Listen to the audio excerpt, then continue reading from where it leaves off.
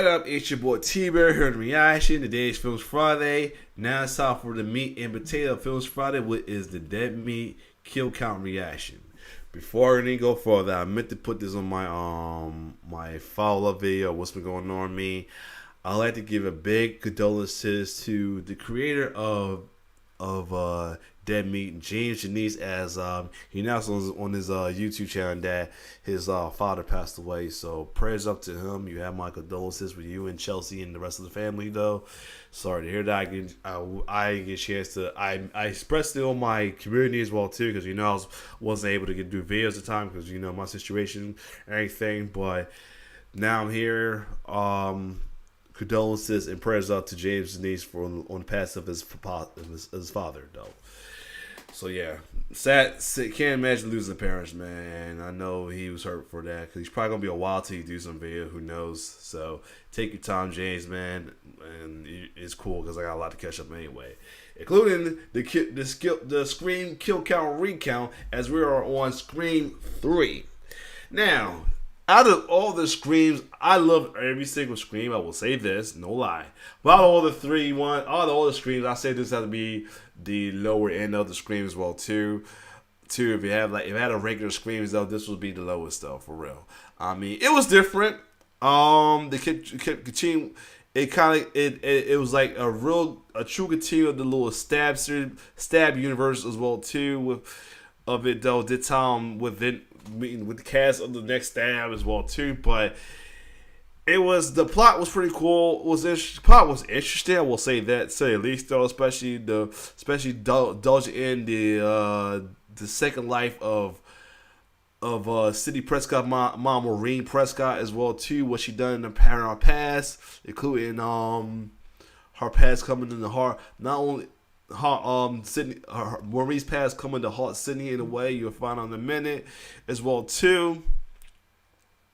But either way, it was interesting. It was a very interesting than third trilogy did. It was a good. I will say this. It was a good closeout for that time before they brought out Scream 4.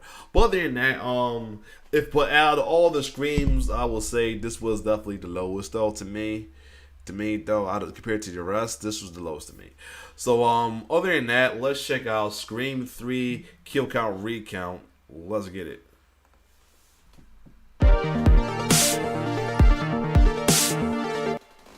Welcome to the Kill Count, where we tally up the victims in all our favorite horror movies. I'm James A. Janice, and today, I'm saying mea culpa, baby, because I'm looking at Scream 3, which has maybe become my favorite Scream sequel. I'm so glad I get to recount this. When I covered the Scream franchise as a snarky 28-year-old, I shat all over this stupid movie. Unlike the first two, though, this movie is not very good. I can't with this, for real. God damn it, this movie is dumb. And that's Scream 3.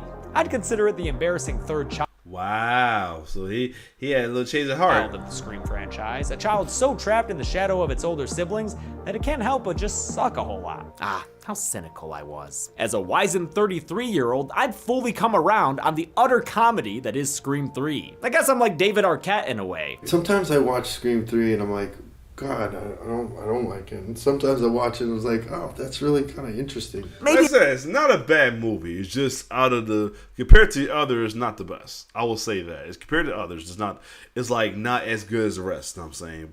But it's a good movie. It's because I'm more familiar with filmmaking, so the on-set action is interesting to me. Los Angeles also feels like more of a home at this point, and I like seeing a bunch of familiar places. But the Hollywood setting is the perfect escalation of Scream's ever-evolving meta-ness. In the horror franchise that's always been about horror movies themselves, this third installment shows us how one gets made. Does that mean we need a Jay and Silent Bob cameo? No, that's dumb as hell. But Scream 3 is fine with being dumb as hell. That's not to say I've accepted everything about it. I will always despise the magical voice changer that can match anyone's voice perfectly. Dewey's got our voices. The ghastly kill is also still bad, and the ghost face reveal is pretty fucking lame. Yeah. I will say out of all the ghost face reveals, that was the lamest though. That was I would say the lame. All right, it wasn't the best one. I won't call it lame, but I guess I'm picking back home. But it wasn't the best reveal out of all the ones. I mean, it was shocking, but wasn't the best though. But that kill right there, that was like, what the fuck?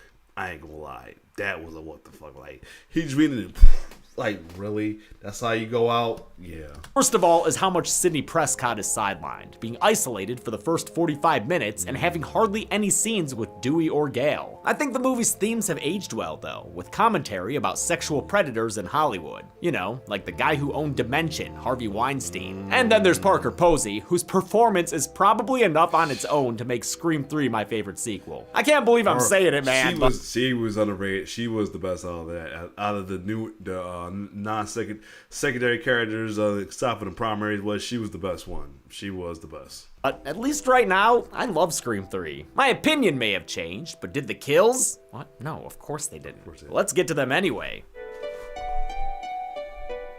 The movie begins in Hollywood. Ooh, looks like the bowl's letting out. Cotton Weary has found the fame and fortune he's always dreamed of as host of a daytime talk show. He gets a flirty phone call from a female fan who quickly starts threatening his girlfriend Christine. I'm right outside her bathroom door. Yeah, he is. Ghostface giving us the closest thing to nudity in any Scream movie. Cotton races through LA to save his partner like a reverse O.J. Simpson. But even drifting top speed around Hollywood and Vine, there's no way this dude is getting through traffic in time. Guess Christine's stuck listening to the Creed that just started blaring. But at least it's What If, which is maybe the least bad Creed song. And it featured my main man Dewey in the music video. Alright. Ghostface jumps out for an attack / indulgence in his foot fetish, and when Christine locks him out, he apologizes. I'm sorry, babe. I didn't mean to scare you that bad. It's me. Yep, and a perfect replication of Cotton's voice, even in person, even when he's yelling. Talking about how much fun it's gonna be to rip your insides out. Now open the fucking door, Christine! God damn it. Actual 100% Cotton shows up in the cotton, and after breaking into the office, Christine attacks him with a club. Nice shining nod as he says, "Give me the club." Give me the club. Give me the bat. She putters up and knocks Cotton down before taking a stab in the back from the bogeyman. It'll take more than a paint job to fix this, Christine. Ghostface and Mr. Tired get into a fight, but Ghostface flings his ass across the room and gets him down on the ground. Cotton Weary unfortunately exits the franchise with a couple of knife stabs off screen. Sidney Prescott now lives in the mountains near Monterey and Yeah, that was interesting that he got killed off very early though. That was interesting, but I get it though. Northern California. She and her good boy Cherokee keep themselves safe with many a security system. But despite her personal trauma, Sid puts herself and her bubble mac to good use, working as a phone counselor at a women's crisis center. Sydney's the fucking best, you guys. She stays in contact with her dad, played by a returning Lawrence Hecht from Scream 1. He laments Sid's isolation, saying it's like she doesn't exist anymore. That's the idea. Psychos can't kill what they can't find. As always, Nev Campbell understands the assignment. This Sidney Prescott is broken in more ways than one. It explains why she's having nightmares about her mom. Ghost Mama Maureen is actually pretty creepy, walking around spiking the camera and shit. Maureen Prescott's murder was the unseen spark that set off this entire series. Come to think of it, she's basically the Lyanna Stark of Scream. Now she's back in the picture. Literally, a photo of her was found at Cotton's murder site. LA detective Mark Kincaid brings the picture to Gal Weathers and asks her for help. She loves shit like this, so she agrees to put a pause on talking to college students and, cutting her own hair apparently. Gal's bangs in this movie are infamously bad, and turns out David Arquette suggested Courtney Cox cut them like that to look like Betty Page. Didn't work. Nick Cave and his red right hand give us a visitor's pass to a studio lot. The fictional Sunrise Studios, played by CBS Radford in Studio City. Chelsea worked there for a little while as a PA on Friends with Better Lives. At Sunrise, they're filming Stab 3, Return to Woodsboro, with a soundstage dressed for locations from the first film. We saw Stab 1 in the last movie, which portrayed various scenes from the original Scream. I guess we have to assume Stab 2 was about the Windsor College murders in Ohio, and that Stab 3 is going to be an original story that takes place back in Woodsboro. Stab 3's director is Roman Bridger, who's introduced with his back to the camera. Great way to meet an important character. He and Stab's producer John Milton are upset because the studio doesn't want to make this movie in light of the murders. Violence in cinema is a big deal right now, Roman. A rich line coming from Roger Corman, the hugely influential filmmaker whose tastes were often, questionable. By mistake, he actually made a good picture every once in a while. Early on, he directed A Bucket of Blood, which we've covered on this show. The Real Life studio had similar concerns as these, with most of Scream 3's violence cut down in response to Columbine. You know, back when school. Oh, that explains that. Yup. And that explains. I think I kind of heard. You know what? I think I kind of heard something about that. That was probably why they kind of died down the violence when this one compared to Scream 1 and 2. Yeah, okay. I did kind of hear about something like that. Wow. Shootings were still shocking. The studio actually demanded the removal of all blood before director Wes Craven intervened. The cast of the movie is also concerned about the production's future. There's Tyson Fox, who plays a Randy Meeks ripoff, and Sarah Darling, who plays a character called Candy. There's also Tom Prince playing Dewey, replacing the previously mentioned David Schwimmer, and Angelina Tyler playing Sidney Prescott, taking over for Tori Spelling, who played Sid in Stabs 1 and 2. This whole premise sets up layers and layers of meta-ness. We are not in any danger. We are not in any danger, says Candy, page 15. Gail shows up on set with her latest loud outfit and her patented secret spy cam. She runs into Dewey, who's a technical advisor for the film, and who's still hurting from another in-between movie breakup. Surprise, surprise. Someone dies and Gail comes running. Dewey's done some recasting of his own, having gotten close with Jennifer Jolie. She plays Gail Weathers and has since the first Stab, and right now she's wearing Gail's outfit from Scream 1. Gail is kicked off set by producer Milton, and Dewey couldn't care less about her. Great seeing you. Or could he? Dun dun dun. This is when we get that Jay and Silent Bob cameo, as well as a Wes Craven cameo. He's on the same tour as them. Oh, wow. Kevin Smith would repay the favor the following year when he had Craven cameo and Jay and Silent Bob Strike Back. The market research says people love monkeys. Sarah arrives on the lot after hours to meet with Roman and give herself a breast exam? Maybe leave stuff like that to the health experts, Jen. She gets a call from the director's voice, but it quickly changes to ghost faces. Sarah gets skewered like a fucking pig. She hides in a back room that's full of props and costumes, but turns out one of the faux faces is an honest-to-God ghost face, and Sarah's weapons against him are two trick-or-treat studios to work. He kills Sarah by shoving her through a glass window and giving her a stab in the back. Another picture of Maureen Prescott is found at the crime scene, which Detective Kincaid shares with Gail, much to the chagrin of his partner Wallace. I've always loved Wallace, the dry little bastard. There's no reason. AKA Raphael of Ninja Turtle. Yeah. Yup.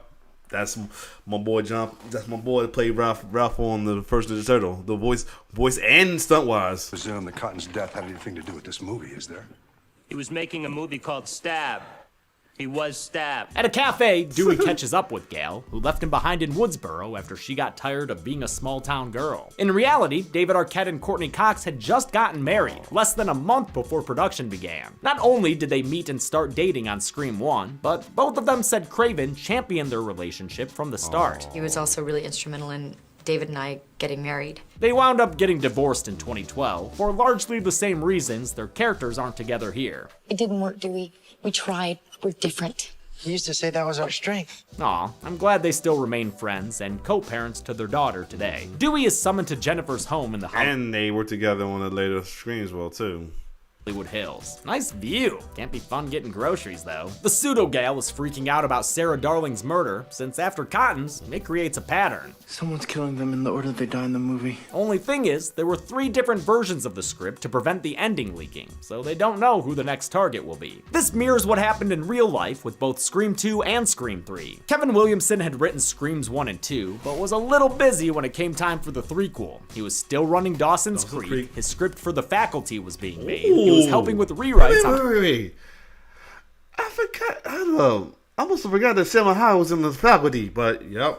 Halloween H2O, and he was busy with Teaching Mrs. Tingle, the one and only film he directed. He had written a treatment for Scream 3, but most of it was scrapped, including the plot that would see Stu Macher return. They even went as far as hiring Matthew Lillard. I actually was paid to be in Scream 3. And never had a chance to fulfill it. Williamson's outline involves Stu Macher orchestrating high school killers from prison. And in the wake of Columbine, no one wanted to make a movie about killer teens. So they trying to say that Stu survived that TV incident? Okay. Kruger was hired to write a new screenplay. It should have last name, Kruger. Even though he wasn't familiar with the first 2 films. Kruger, no relation to Fred, wrote under a tight deadline and finished pages right before they were filmed. Wes Craven also had to do rewrites, and just like with Scream 2, they'd sometimes happen on the same day they were shot. Add in the secrecy over the script, and the poor actors had a hard time memorizing their lines. Whoa. I don't know what I'm saying anymore, Wes. This was also referenced in the movie itself. Has there been another goddamn rewrite? How the fuck aren't we supposed to learn our lines when there's a new script every 15 minutes? Production officially shuts down between Sarah's murder and Roman being accused of it. The cast holds a wake at Jennifer's house to mourn the deaths of their jobs. Gal snoops around for the inside edition, but she's pinched by Jennifer's bodyguard, Steven Stone. You can't ask for a better bodyguard than Patrick Warburton. Just ask Doc Venture, who's somehow still alive. He's a big strong boy. Gal has a sidebar with Dewey. I'm trying to remember my name with Joe Swanson, aka Joe Swanson. Hold up. Is that Joe Swanson right there? Yep, Joe Swanson. Shows him the photos of Maureen. He recognizes the background from one of Jennifer's headshots. Is it dumb that they have the exact same positioning and framing? Yes it is. But it tells them that Sydney's mother must have spent time at Sunset Studios in the past. Outside Jennifer's house, Stone pokes around Dewey's little tin can trailer. Ghostface jumps out and stabs him in the back, though it takes some effort to drive the point home. Stone jumps out of the fire and into the frying pan, but somehow gets away and survives long enough to make it to the front door. Guess he just wanted everyone to see him die. Show off. A power outage scares everyone outside, but they return when a fax machine starts printing script pages describing their current actions. The screenplay says Ghostface plans on sparing one of them, but who? Who? Well, Tom just has to know. Shout out to New Day, though. Shout out to James Owens being a wrestling fan. I wonder how you feel about the WrestleMania results of night 2. No, so he runs back inside to read Here the we ending. go. When it's too dark to make out the words, he doesn't use the flashlight they just had a minute ago, or come outside and read by moonlight. He uses a lighter, and the flame waits long enough for him to read about leaking gas before igniting it, blowing up Tom and this whole goddamn house. Holy shit, I love a good house explosion. This one was done with a quarter-scale model of the actual home they filmed at, which is known as Runyon Ranch, and can be rented for film shoots and parties. Dewey's trailer is even a part of it. Cool. The incineration sends the others hot rodding down the hillside. I loved getting to see the stunt performers do this in behind-the-scenes footage. Gal tumbles furthest, all the way to the street, and when a ghost face appears, Dewey successfully shoots them away. Then they disappear, as per usual. Oh well, at least Gal and Dewey start to make up, which Jennifer doesn't like, which in turn, Gal doesn't like. Damn, Gal really doesn't like Jennifer. A third picture of Maureen is found, along with a note taking credit for her murder, even though Billy and Stu said they killed her in the first movie.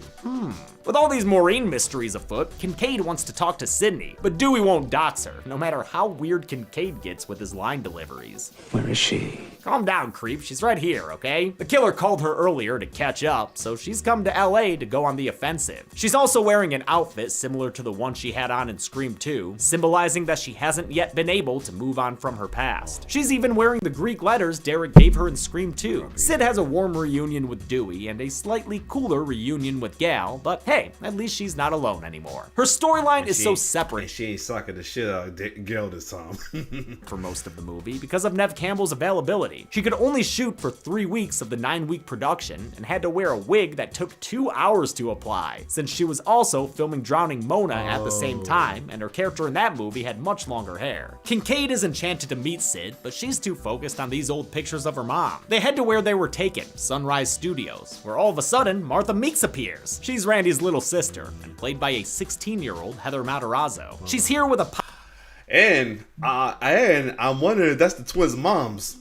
The twins' moms from Scream 5 and 6, by the way. Posthumous tape made by I know what? No, I didn't. Allowing Jamie Kennedy. Oh no, I have not watched Scream 6 yet, but I see Scream 5, and they're supposedly his niece and nephew. So I wonder that's the mom.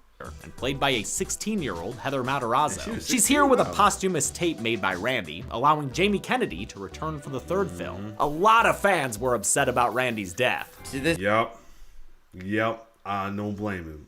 Today, that's one of like the top 2 things people ask me in my life. You know, it's like, why did you get killed in Scream 2? They briefly considered revealing that Randy had survived his news van stabbing, but that really wouldn't have worked. They settled on this tape and lampshading the complaint. Probably some psycho fan pissed off they killed Randy and Stab too. Randy's here to do what he always does, give them rules for a horror movie, specifically when it comes to the conclusion of a trilogy. True trilogies are all about going back to the beginning. Thus all the Mama Prescott stuff. Gal splits off to do some investigating alone, but is joined by Jennifer against her will. This is one of the greatest pair-ups in studio lot history. I love the way these two play off each other. And shit, they run into Carrie Fisher. Or, I'm sorry, Bianca Burnett. But you look just like her.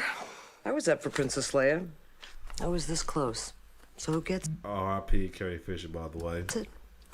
The one who sleeps with George Lucas. Rest in peace, Carrie. You weren't a princess, you were a queen. The studio archives reveal that Maureen Prescott Nie Roberts came to Hollywood 25 years ago and acted under the stage name Rena Reynolds, named after the late Debbie Reynolds, who was, of course, Carrie Fisher's. Wow, I ain't think about that. Oh, wow. But yeah, and so till this day, shout out to Tyrone Mans though, man, because the way he reacted to that situation make it sadder. But yeah, that's how she passed away not too long after she passed, man. Mom. The publicity stills of Rena Reynolds we see were early modeling photos of a young Lynn McCree, whose picture was used for Maureen Prescott in the original Scream. It's so cool that they had McCree return and actually play Maureen in Scream 3. She couldn't have expected that when her picture was used for the first film. The gals learned that Maureen's acting career stalled out after a few cheap horror films. They were all made by John Milton, the current producer of Stab. Sydney stumbles upon the Stab 3 set, finding recreations of her home from the first movie. I'm just hold up, John Milton. He looks too familiar right now. Hold up. He looks too damn familiar.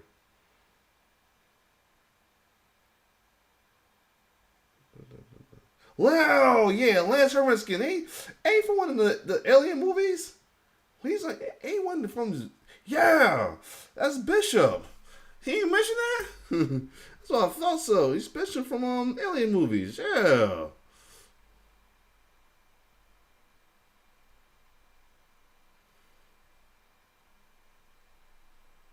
Yeah, I'm surprised he didn't mention that. But he don't. Yeah, only 1 and 3. Yep.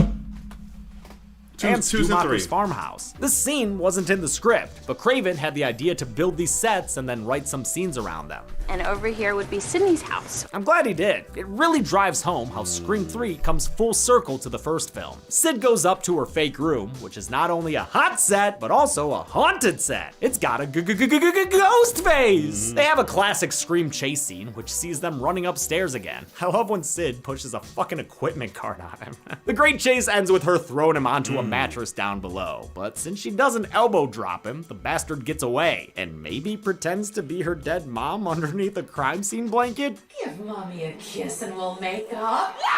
Man, Scream 3, you weird sometimes. Kincaid comes to the rescue and gets all McDreamy in the police station. He's played by Patrick Dempsey, who was hired a day before shooting began. Whoa. He tries to connect with Sid over the ghost stuff, saying his job has also left him haunted. Ghosts are tough. You can't shoot ghosts. Can't arrest ghosts. Can't fuck ghosts. Oh wait, Scary Movie 2. Oh, and The Entity. Back on. Scary Movie 2, you funny for that, but I never saw Entity, but wow, if that's true about the Entity. A lot. Dewey's hoping nobody calls him a piece of shit. Hey, Do. Rude. Armed with their IMDb trivia, Dewey and the gals go to confront John. He's stupid for that. He said, well, nobody call him a piece of shit. Go back. He's stupid for that. What? I'm sorry, James, you were wrong for that. He's hoping nobody calls him a piece of shit. Hey, Do. Rude. Armed with their IMDb trivia, Dewey and the gals go to confront John Milton, who's currently trying to calm down Roman Bridger since he doesn't have a movie to direct anymore. Milton is played by Lance Henriksen, who was in Aliens, Alien 3, Pumpkinhead, and oh, what's that behind you, Lance? Ah, yeah, Terminator. Milton claims be patient. Rena Reynolds was a nobody, but Jennifer channels her inner gal and points out that he's produced 3 movies about her murder. You're obsessed with her, and you're obsessed with her daughter! All right, easy, Geraldo. He finally admits that he knew Rena and says she fell victim to sex and drugs at his Hollywood parties. Nothing happened to her that she didn't invite in one way or another, no matter what she said afterwards. It's amazing to me that Scream 3 has a rapey producer character when the movie itself had a rapey producer. I'm shocked the Weinsteins let that. I'm pausing just so you can see my face going on with this. Is that, yeah, about that. Anyway. Why? Dewey gets a call from Sydney, supposedly, saying she's going to John Milton's house. He's hosting a birthday party for Roman, which is looking like one pretty fucking downer of a time. The old Hollywood home is a cool setting though. It's the perfect place to go exploring. There's a psycho killer on the loose, and you want to go traipsing around this gigantic mansion? Have you ever actually seen the Stab movies? Every time this dude enters a room, he ends up a goddamn shish kebab. The stabbies, which I'll call them, leave. We'll be right back. And then they split up and disappear and shit. You know how it goes. Dewey and Gale find a phone and that stupid voice changer thing. Dewey's got our voices. This technology was nowhere near this level in 2000. Hell, even as recently as 2018, you could tell when a voice was being digitally fabricated. This is fake Donald Trump talking. The United States is considering, in addition to other options, stopping all trade with any country doing business with North Korea. I just find it way too far-fetched for the mostly realistic Scream series. Gale splits off to find the Stabby gang, but instead discovers Roman's corpse in a casket. She checks his pulse to make sure he's dead. Then bumps into a jumpy Jennifer. Yeah.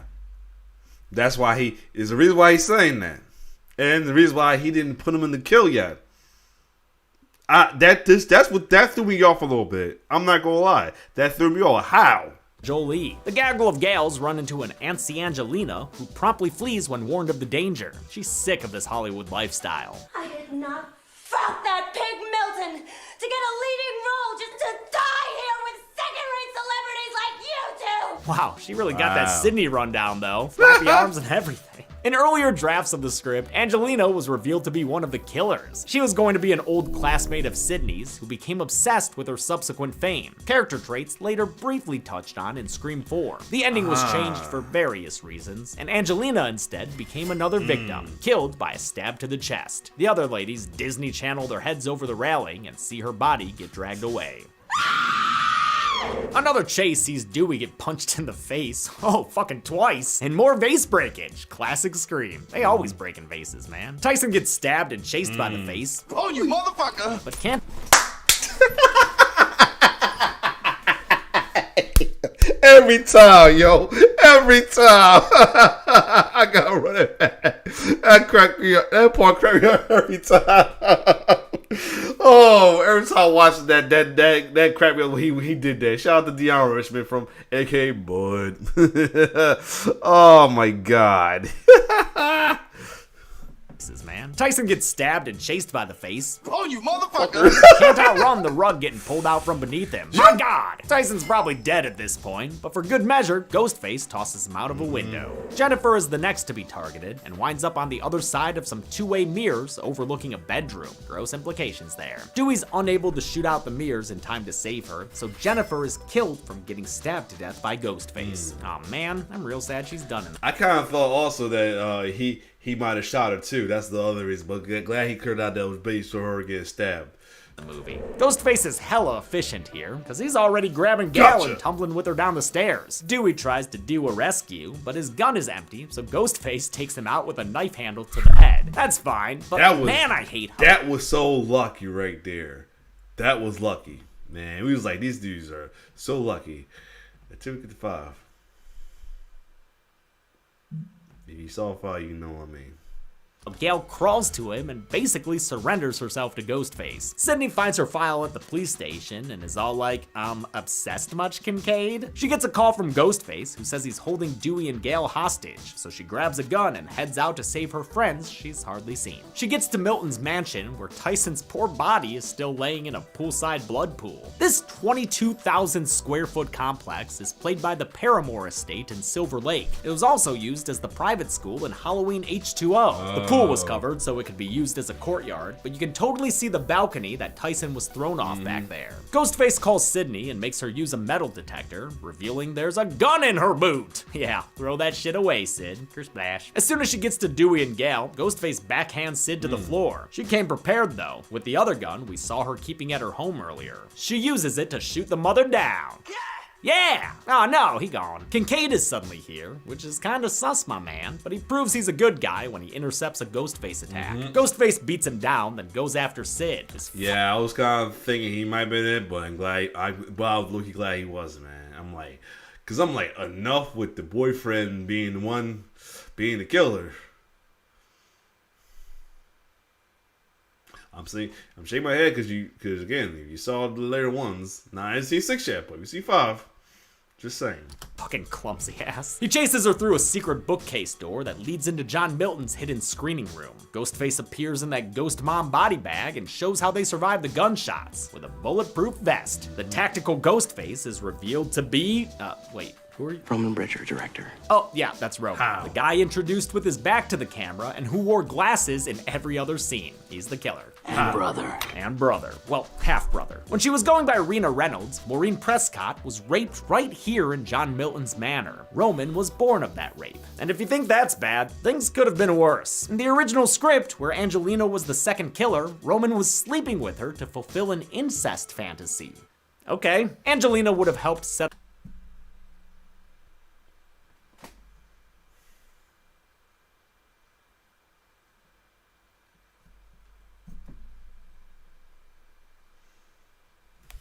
up Roman's fake-out death, but whether he had help or not, Cal checked his goddamn pulse. Yeah, I know Craven exactly. himself said there are ways to slow a pulse down, but maybe just don't include that moment. It makes Gal look dumb. How? Of course, this reveal sucks in plenty of other ways too, like how Sydney has no idea who this guy is. She's never met him before. They've never even been in the same scene. This made Mickey's reveal look good. That's one thing. This actually made Mickey's reveal look good. Because like I said, Mickey was like not that much of a part of the second one, but he didn't be one of the killers, though. But like I said, he made up his reveal with his reason, his motive. I always say that he made up his reveal with more being craziness too. Until now. Roman says he tracked down his mom a few years ago, but Maureen shut him out and turned him away. So he, let's get this straight, filmed her going around town, sleeping with men like Cotton Weary and Billy Loomis's werewolf-looking dad. He then showed that footage to Billy and used it to make him and Stu murder Maureen. So those two yahoos did do the act itself, but Roman, well... I'm a director, Sid. I direct. He directs. This ending, including Roman being Sydney's brother, was purportedly written by an uncredited Lita Kalogridis, who would later go on to write Shutter Island and executive produce Avatar. Holy shit. She was hired by Bob Weinstein after he fired Aaron Kruger. But don't feel bad for Kruger, he'd go on to write The Ring and co-write Top Gun freaking Maverick. Roman has John Milton.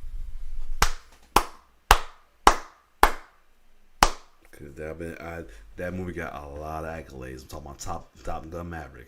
Tied up, probably the best thing he's ever done. Thanks to the voice changer, he has a tape of Sydney's voice saying she's going to kill Milton for what he did to her mom. In reality, Roman kills the predatory producer with a quick and simple throat slit. I like that Scream 3 was tackling... Hold on a second. I'm back. The casting couch problem long before the mainstream Me Too movement. Between Maureen, Carrie Fisher's character, and Angelina, there's a lot of calling out gross dudes in power exploiting young women. As for Roman, he's not a rapist, he's just a whiny little bitch. I love how Sydney's totally over shit like this by now. God, why don't you stop your whining and get on with it? I've heard this shit before. Stop! Aw, baby poopy pants. They get into a fight that includes yet another vase being broken. Oh, and a little table attack. Sydney really scraps in this one, man. She gets beat up more than ever before, I'm pretty sure. Almost as much as that book beats up Courtney Cox's face as Gal and Dewey try to get through the secret door. Dewey trips the power right as Roman chokes out Sid. Kincaid also shows up to help, but gets boggotted with a chair. Like humanity! Roman takes Kincaid's gun and shoots Sidney Prescott? Oh my god, dude, you can't shoot Sidney Prescott, stop! Thankfully, the shooting doesn't kill her, because she disappears like a ghost face when Roman isn't looking. She gets the jump on him with an ice pick to the back. Once again, that was a real honest-to-God scream. Campbell missed Scott Foley's protective padding and actually stabbed him with the prop ice pick. Sydney reveals her best game strong too, as Roman bleeds out on the floor. I still got to make my movie. I still got to make my movie. Ugh, thank you, Sid. I always forget how bad of a ghost face Roman is, but real talk, he's pretty damn bad. Don't hold his hand, Sid. He doesn't deserve that. Since this is Scream, the killer pops up for one last scare. But Dewey fills him full of lead and ultimately kills him with a headshot. And that's how the Roman... They should have played the voiceover with City kept telling the dude shooting the head Dewey, because he got shooting because she know the game. Empire fell. Great stunt fall there by Brian Avery, Scott Foley's stunt double, and also the movie's Ghostface performer. It's a new dawn at Sydney's home, where Dewey gets Gal a present. It's a ring and a book. She says yes with a kiss. It's nice. And Sydney returns home with her good boy Cherokee. Since her past has been put to rest, she leaves her gate open and her security system unarmed. Speaking of unarmed, Kincaid's here too, ready to watch a movie with a big bowl of popcorn. The original trilogy ends with Sydney leaving her door wide open, having finally found a little bit of peace. How many characters had their parts permanently cut? They did that. Let's find out and get to the numbers. Ooh, Chelsea voice. 10 people died in Scream 3, same number I counted 6 years ago, because that makes sense. The victims included 4 ladies and 6 guys, giving us the same sequel. I kind of know why he said that, because we'll see when we see Scream 4. Pie chart we had for Scream 2 also levels off the kills for the. I can't wait to do now that recount. I can't wait to do that since we find out that a certain character survives and is on 6. No, I didn't see the movie. He's in the trailer and it's talked about as well too. So no.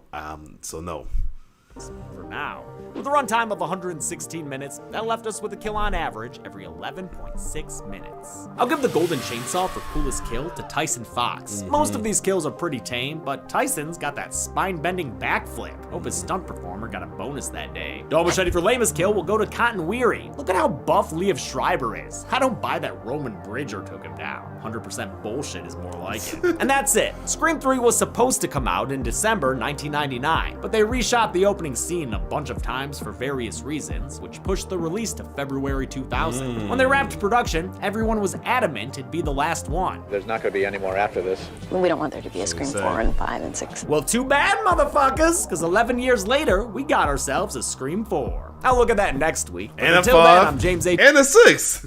Janice, this has been the kill count. Yeah, we got a 4, and then we give a 5, and now we got a 6. So, sorry, Nev, and well, like I say, sorry, Nev, because you're not on 6 though. So, anyway, yeah, all this and the newer reboots as well, the newest, the 4, the 5, and 6. This was like the low, still to me the lowest out of it, because it was lowest to me out of the 3. It was lowest out of me when I was only 4, and it's the lowest. It's the lowest out of the 5. Now 6, a lot of 6 is good, so it might still be the lowest out of the 6. Either way, there you have it. Scream 3 recount right there. Next week we'll return. We will be headed next week. I may either do return poll week or keep teaming with the Alien vs Predator series. Alien vs Predator franchise with continuing with Predator 2 and anything. And the week after that, we'll return, and whatever afterwards, depends on whatever I do, we'll be returned to Stranger Things with Season 2, Part 1. But other than that, though, again, condolences to James H. Denise and his family over the passing of his father. If you like my reaction, like, share, subscribe to my YouTube channel. It's your boy T-Bear signing off. One love.